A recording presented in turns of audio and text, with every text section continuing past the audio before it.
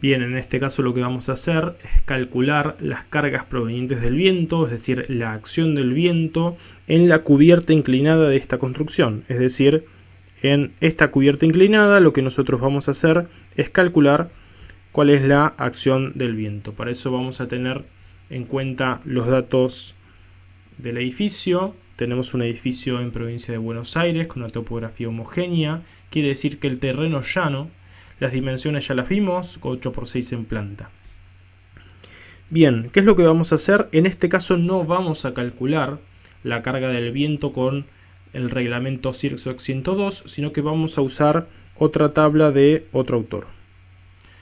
Esta es la tabla que nosotros vamos a utilizar y lo que plantea es proponer una carga de viento según la diferente altura que puede llegar a tener la construcción y teniendo en cuenta el grado de resguardo que tiene esta construcción. Quiere decir que si la construcción está resguardada y tiene una altura entre 0 y 15 metros, lo que voy a proponer es una presión del viento de 75 kilogramos sobre metro cuadrado. Fíjate que las unidades las estoy teniendo acá. Entonces, por ejemplo, una construcción poco resguardada y la altura de la construcción sea entre 15 y 25 metros, su carga proveniente del viento será de 125 kilogramos sobre metro cuadrado.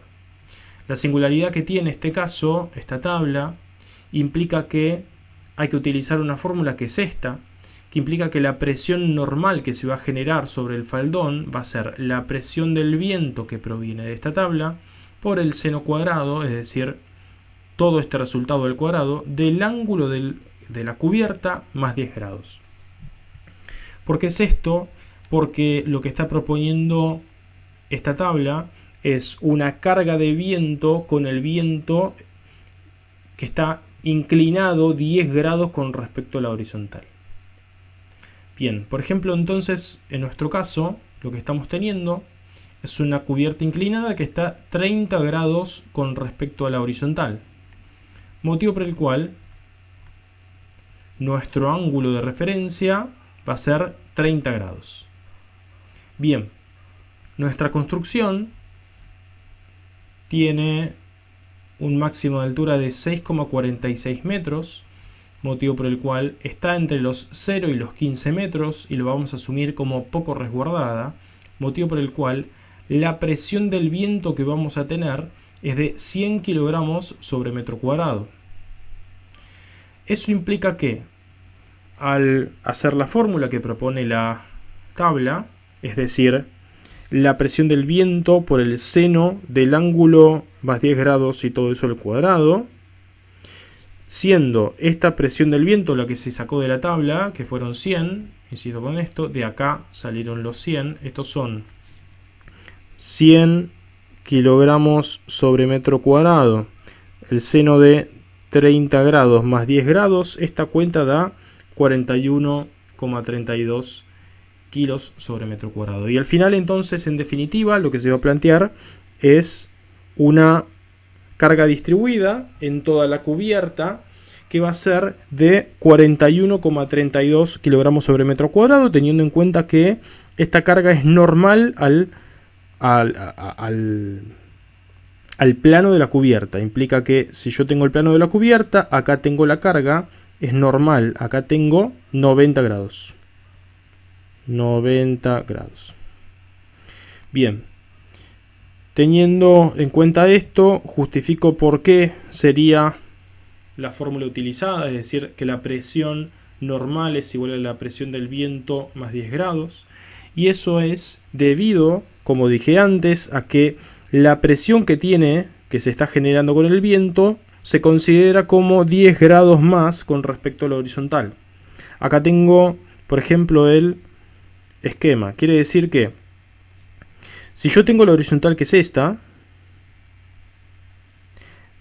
inclino 10 grados más y voy a tener la presión del viento acá apareciendo. Lo traigo un poquito más arriba. Ahí está. Bien. ¿Cuál sería entonces la problemática? Descomponer esta presión del viento en una que esté ejercida de forma perpendicular a la cubierta. Para eso lo que hay que hacer es descomponer esta carga PV a lo largo de la cubierta que yo estoy teniendo acá. Entonces, para eso veamos. Lo que yo estoy teniendo antes, es decir, originariamente, es una carga PV que está en una longitud LV. Fíjate cómo se genera este triángulo rectángulo.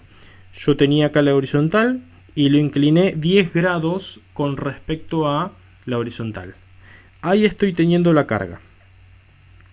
Bien, genero entonces un triángulo rectángulo. ¿Cuál va a ser el triángulo rectángulo? Este es mi triángulo rectángulo.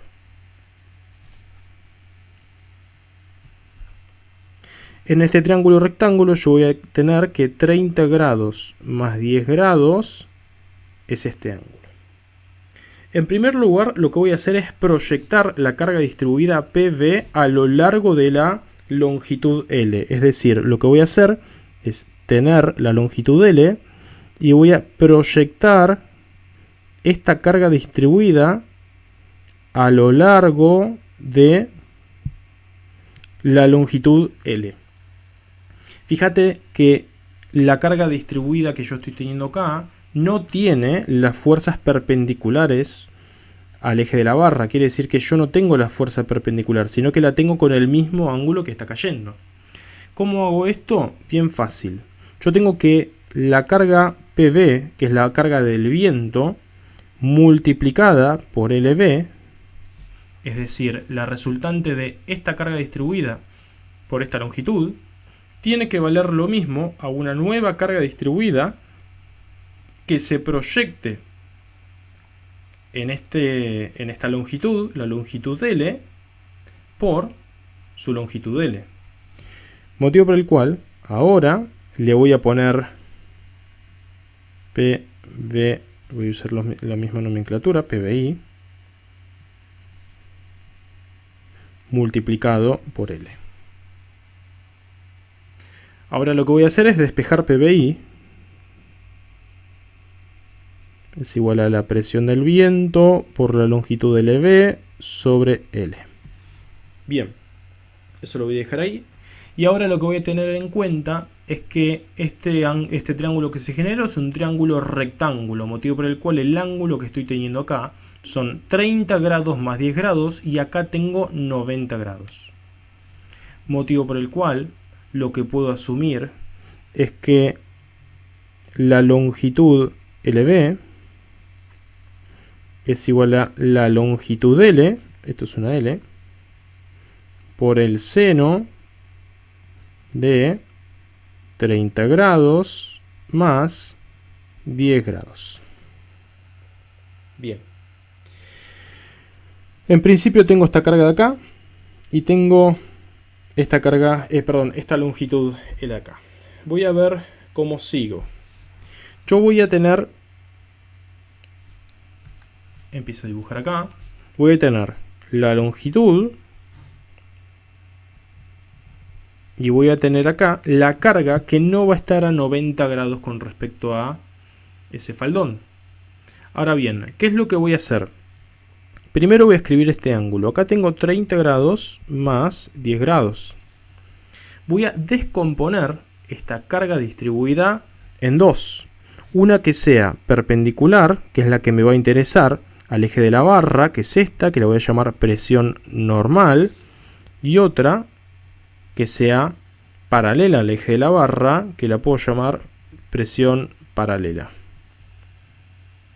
Ahora bien, si esta es PVI, voy a respetar los colores, si esta de acá es PVI,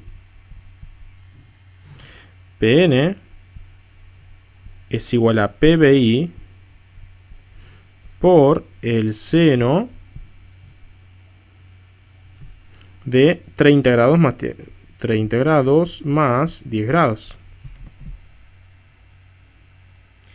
Ahora, teniendo esta formulita de acá, lo que voy a hacer es reemplazar. Yo tengo PVI, que le saco de acá, Y ahora puedo hacer un cambio de variable. PBI es igual a la presión del viento por LB, que la tengo ahí arriba, que es L por seno de 30 grados más 10 grados, dividido L. Esta L se me va con esta L. ¿Qué es lo que acabo de hacer? Juntar estas dos ecuaciones. Esta ecuación con esta ecuación.